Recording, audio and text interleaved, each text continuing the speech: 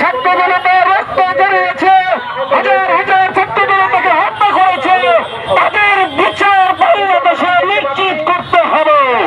সেই 17 জুলাই সড়ক বাস্তবায়ন করে ভিড় তৈরি করে একটি সুস্থ নির্বাচন দিয়ে ইউনূস সরকারের বিদায় আমরা কামনা করছি। সবাইকে শেষ ধন্যবাদ। আসসালামু আলাইকুম ওয়া রাহমাতুল্লাহ। এই পর্যায়ে আপনাদের সামনে প্রধান অতিথির বক্তব্য পেশ করছেন খেলাফত মজলিসের কেন্দ্রীয় সাংগঠনিক সম্পাদক মুহাদ্দিস শেখ মোহাম্মদ সালাউদ্দিন।